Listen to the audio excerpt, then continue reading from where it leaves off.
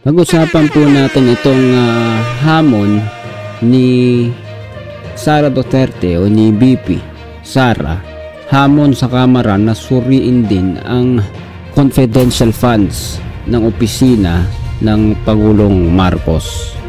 So yan po ay isang hamon mula sa Vice Presidente ng ating bansa, kaugnay alinsunod na rin sa mga isinasagawang investigasyon sa confidential funds na hindi nga daw po mapaliwanag ni VP Sara. May mga inilabas po na resibo na nagpapatunay kung saan daw ito daw po ay talagang ginamit sa nararapat paggamitan, pero yung mga bagay na ito, yung resibo ay pirmado ng pangalan, mga sabihin na po natin mga pangalan, correct me if I'm wrong, na hindi naman beripikado, hindi makita kung ito ba ay talagang nag-i-exist. So yan po ay talagang usapin, pero ngayon nga ay may paghamon ngayon si Sara Duterte kay Bongbong Marcos. So yan po yung pag-uusapan po natin kung ito ba ay nararapat, hindi nararapat, at ano ang mga sentimiento ninyo dyan. Lahat po yan pag-usapan natin dito. Pero kung hindi ka pa nakasubscribe sa ating channel, please hit the subscribe button and notification bell para updated ka palagi sa mga videos natin parating. So yun na nga, let's go!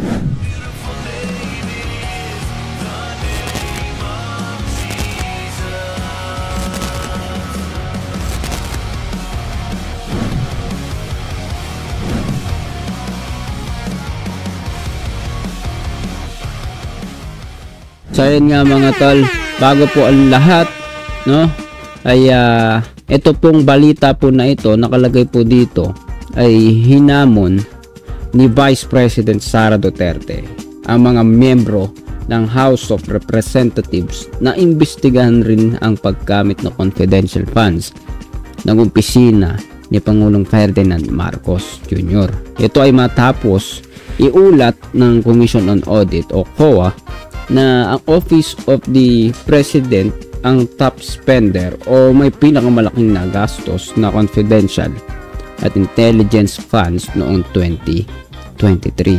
So bago po natin tuloy-tuloy ito lahat, ay play natin yung balita. Hinamon ni Vice President Sara Duterte ang mga miyembro ng House of Representatives na imbestigahan din ang paggamit ng confidential funds ng Office of the President. Ito ay matapos makita ng state auditors na may pinakamalaking halagang nagamit para sa confidential at intelligence funds ang tanggapan ng Pangulo noong 2023. Sinabi ni VP Duterte, hindi lang ang kanyang tanggapan ang dapat pagtuunan ng pansin ng mga miyembro ng Kamara kung nais nilang magpasa ng batas patungkol sa paggamit ng mga confidential fund. If you are in aid of legislation and want to legislate about confidential funds, you do not target one office and terrorize and torment the employees of that office. What you do is you do a sampling, a random sampling of the offices who have confidential funds. Pinaliwanag naman ni Representative Joel Chua na ang paggamit ng Office of the President ng confidential funds ay kasama sa mandato ng opisina bilang Pangulo at Commander-in-Chief ng Sandatahang Lakas ng Bansa. Sa Office of the President is a different matter dahil yun may trabaho at may obligasyon ang ating Presidente bilang Commander-in-Chief ng Sandatahan ng ating bansa at ang kanya po ay it concerns national security. Alright, so yan po yung balita o usapin po dito patungkol dito sa paghahamon ni Sara Duterte na imbestigahan din, ano bang mga masasabi niyo po dito, Ito ba'y nararapat din? Ako po yung naniniwala na dapat din namang gawin yan, pero parang obvious naman na pasintabi po dun sa mga supporter po ng mga Duterte, pero para sa akin parang ito po yung obvious na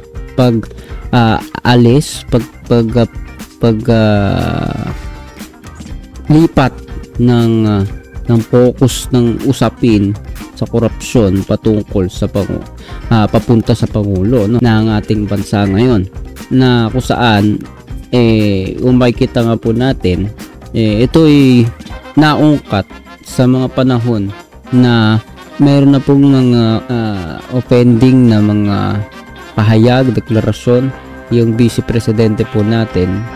Hindi po ba't sila po ay magkasama sa kampanya, pero nung sila ay maupo na pareha sa kanilang mga posisyon, nagkakaroon na po sila ng mga pagkakaiba. At yung si Bongbong nga, most of the time ay hindi naman nagbibigay ng direct ng opinion, pero recently, 'di ba, yung nagsalita na si Sara Duterte na siya po ay nagkaroon po ng pagbabanta sa ating Pangulo, mas tila lalo pang umihigpit yung pag-iimbestiga sa kanya ngayon. And now, maririnig po natin sa kanya na dapat imbestigahan din ito. So para sa akin, isa po siyang mababaw na diskusyon para pag-usapan yung bagay na dapat yung kabila din. So ibig sabihin, parang pag nasita ka, kailangan sitahin mo rin yung kabila, dahil lalabas lang na hindi karapat dapat kang sitahin, diba? So correct me if I'm wrong, all of these are only on my opinion. So ewan ko, mali-mali na yata English ko, no? So ayan, lahat ng ito ay opinion ko lamang. Pwede magkamali, correct nyo ako kung may mali ako, pero guliin po natin magkaroon ng respeto sa isa't isa, especially dyan sa comment section. Meron kasi pagka ikaw ay hindi sumusuporta kay Duterte, tatawagin ka ng bangag, no?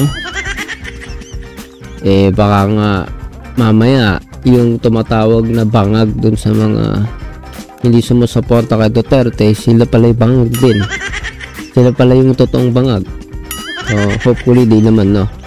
Talagang i-correct lang natin yung kung paano tayo nagdi-deliver. Kung supporter ko yung Duterte, pakita ninyo na dapat siyang suportahan, no? Kasi ako po naniniwala, hindi tayo dapat maging panatiko ng mga politiko. Sa gitna lang tayo lagi. Kung ano yung mali, tutulan po natin. Kapag tama, ay suportahan natin. So ako po naniniwala, tama naman yung pag-iimbestiga. May mga sinasabi dito kanina na magkaibang bagay daw po yun. So to be fair, no, gusto din natin malaman kung ano ba yung pinagkaiba. Kaya nga po ako naniniwala, dapat din namang imbestigahan, pero hindi dapat malihis, hindi dapat mawala yung pag-iimbestiga kay Sara. Ilipat naman ang focus sa Pangulo, no?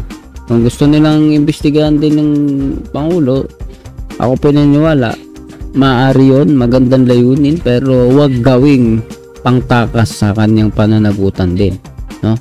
Kasi tayo, di naman tayo pro BBM, di tayo supporter ng kahit anong politiko, pero marapat lamang na gawin natin yung mga bagay na naaayon sa kamalayan, na merong makatwiran na dahilan tayong maipakikita.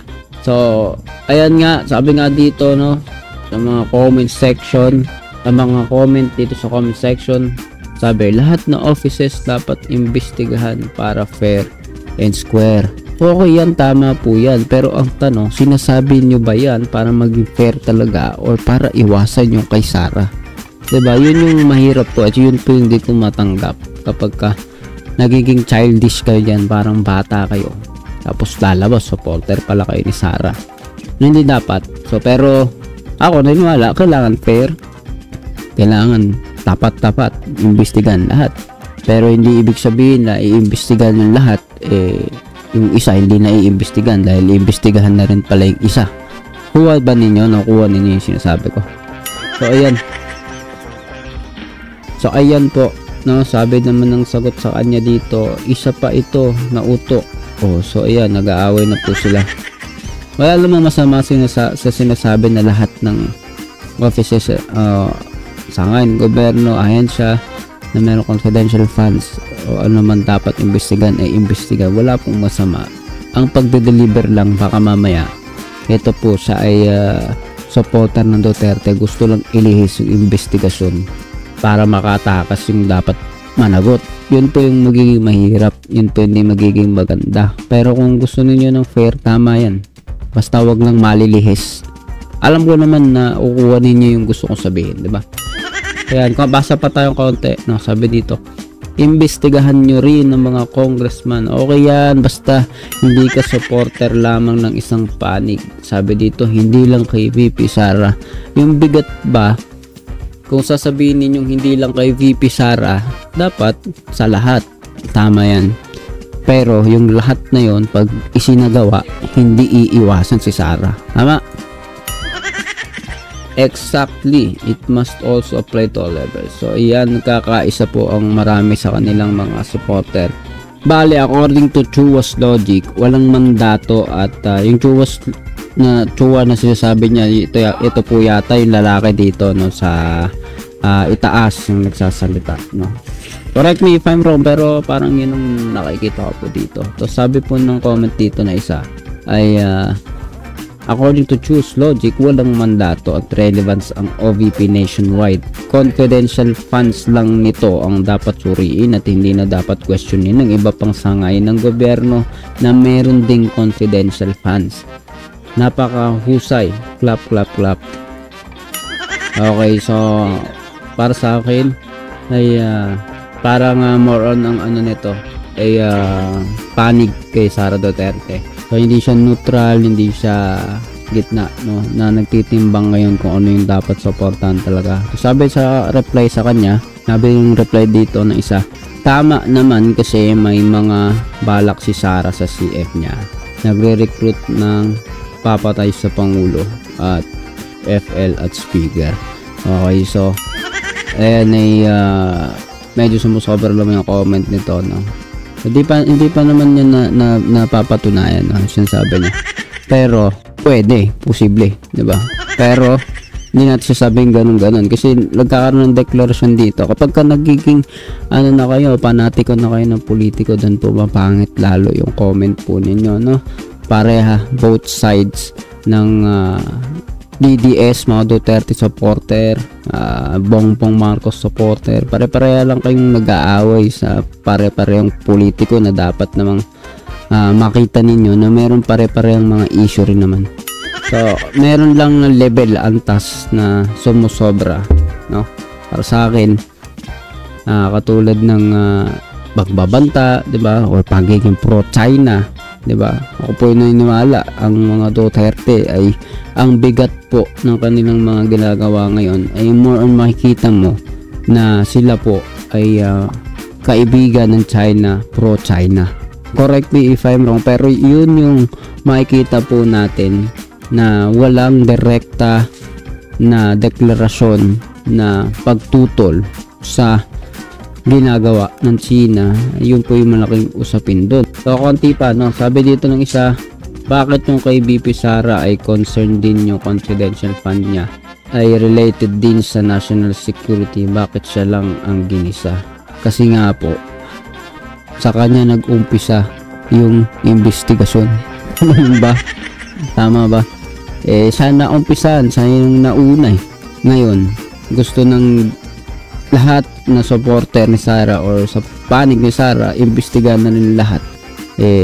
Pwede yan kung uubra, kung magagawa, may kapangyarihan sila ngayon.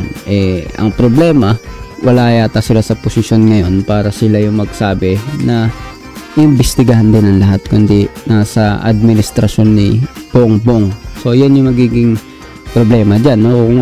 Kung pakinggan kayo o ano man, baka pa, pero kung hindi, tanggapin ninyo kayo yung iniimbestigahan, no? So ayan po yung komento po natin, yung opinion natin dyan. So ikaw, ano masasabi mo dito sa mga bagay po na ito?